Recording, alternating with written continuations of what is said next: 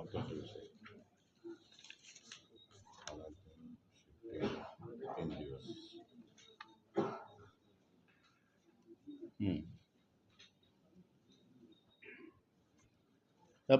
Second ला करू।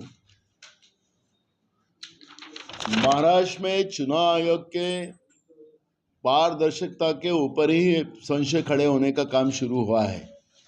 केंद्रीय अर्थ मंत्री सीतारामन, इनके मिनिस्टर ने भी इस एक तरह का वीडियो प्रकाशित किया है कि आपको पता चलेगा कि चुनाव आयोग हमें मीडिया को सबको पब्लिश करता है। हर 2 घंटे में जितना वोटिंग होता है उसके अंक जितने हुए उसको डिक्लेयर करते हैं, लेकिन इन लोगों ने 2 घंटे के ज़्यादा 2.5 घंटा लिया।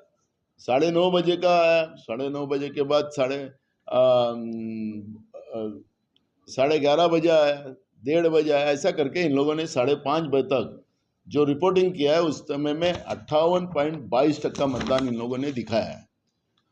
अब 58.22% वोटिंग होने का 5 बजे तक का इन लोगों ने रिपोर्ट दिया है। तो हमारा सवाल खड़ा होता है कि उसी दिन रात को 11:30 बजे चुनाव आयोग ने 65.2% मतदान हुआ, इस तरह का एक रिपोर्ट प्रसिद्ध किया।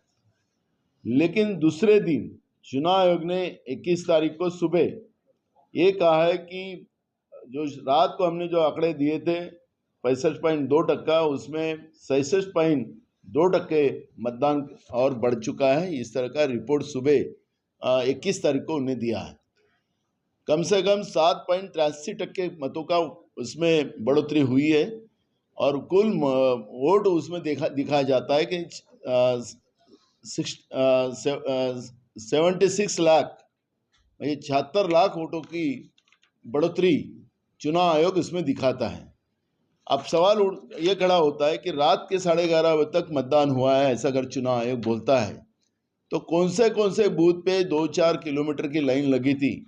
पारदर्शिता के इसमें इन लोगों को वीडियोग्राफी करना पड़ता है, फोटो सेशन करना पड़ता है, सब चुनाव आयोग के लिए वो सब वहाँ पे प्रोविजन लिखी गई है। ऐसे कौन से साइट पर वोटिंग हुआ है, इतने तादाद में हुआ है रात के 11:30 बजे तक, ये सब रिपोर्ट चुनाव आयोग को हमको देना पड़ेगा। आज ही हम उनको खत लिखते हैं, हम सब उनको फोटोग्राफी मांगेंगे।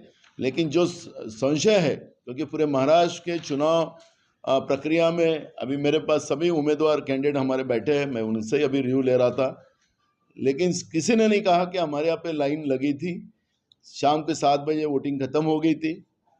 आखिरी की जो वोटिंग थी वो शाम के 7 बजे खत्म हो गई थी। 1 घंटे के अंदर सब निपट गया था मामला। लेकिन चुनाव आयोग हमको 11:30 बजे तक वोटिंग शुरू रही है, ऐसा रिपोर्ट चुनाव आयोग ने 20 तारीख को दिया है। लेकिन दूसरे दिन जो चुनाव आयोग अगर कहता है कि क्योंकि रात को कहता है कि 65.2% वोटिंग हुआ था और दूसरे दिन सुबह कहता है कि 66.5% का परसेंटेज वोटिंग का हुआ है। तो इसका क्या चुनाव आयोग नशे में रहता है?